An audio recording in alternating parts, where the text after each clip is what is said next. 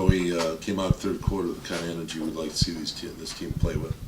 Made some defensive stops and got some things rolling. Given all the emphasis on this game and trying to turn things around, were you surprised or concerned with how the first half looked? I didn't like the way we closed out the first half. I thought we were okay.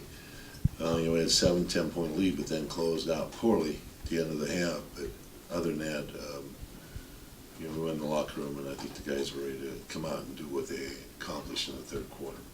You won the turnover battle 19-6. Did that have as much to do with this win as anything? Yes. Is it, after having 20 the other night, is that something you talked about at practice? Or Right. Talked about taking good shots and getting good possessions, quality possessions. Kobe passed Dominique Wilkins, and that's a guy you coached against who was just an absolute pure scorer. Mm-hmm. What are your thoughts on Kobe passing a guy like that? Well, it's another credit, another notch in his belt, so to speak, in his long, storied career. I think that Dominic is an established player that created a lot of open eyes at that time when he played with his dynamic game, his powerful game. And I know Kobe recognizes that. Ron said he didn't really want to further comment on the competition before he got a chance to speak to you again. Do you imagine you guys will speak tonight, or did you already speak to him? No, we have not. Do you imagine you'll have a conversation with him? Imagine. Maybe tomorrow, perhaps, on the Either flight? tonight or tomorrow, yeah. Okay. Phil, Andrew and Powell combined 13 of 17 from the field. Do you like the ability to get the ball inside tonight? Do you feel that was emphasized enough? Well, that's our game plan, and that's what we like to do. We get distracted at times, I think, and sometimes we don't get the ball inside as often as we'd like to. We're in positions where we want to get it, but we know that those two guys have high percentage shots when they get the ball in position. What does it say to you about Ron that he doesn't want to talk to us until he talks to you about this? I think he wants to clarify what, how it went, or, the tenor of the whole discussion. I think he wants to clarify that. I know he's disappointed that the word got out, however it leaked out, because we have closed practices at that time. But somebody obviously, said something, and he feels probably betrayed by that, too. What kind of a message do you think tonight's game sent to the people who were starting to say the sky is falling? Well, they'll wait for, until we run off a number of games. It has to, we have to really turn it around. I mean, one game is not the end of this situation. We have a tough road game tomorrow. We come back, we play Friday and Sunday against some good opponents. New Orleans won 4 in a row, and New York tonight beat Spurs. So, we know ahead of us this week we have plenty of opponents that we can make either a statement about or rectify our game. What goes into Does it bother you, the story about Ron and the one, the guys oversleeping, that something like that happened in private got out?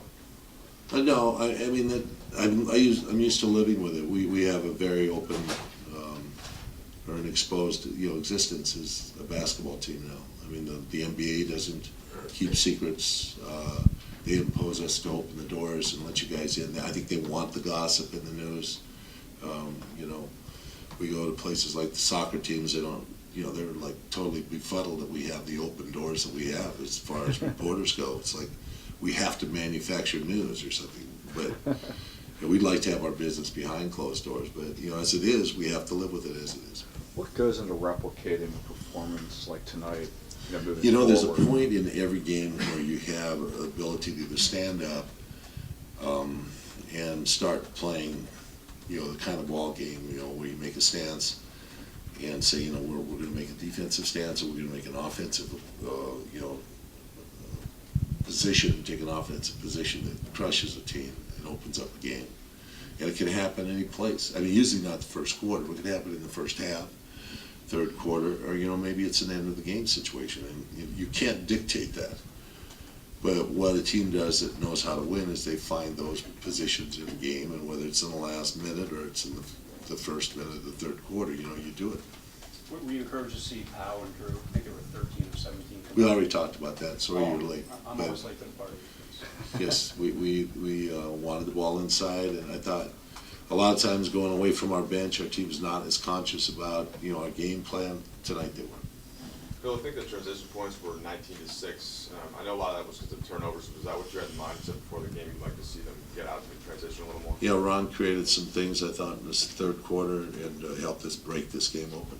Bill and Kobe again, you know, past Dominique, he's probably gonna pass Oscar Robertson in the next game or two. Is that something that players pay attention to now, or is it something they look back on 15 years from now? You know, I think they know the difference in the ball game. I mean, they know that, you know, Oscar was 22 when he came into the game, you know, Kobe 17. I'm sure they're aware of that those records are going to be broken because of the longevity of the players now. It doesn't minimize what Oscar did in his career, and it shouldn't.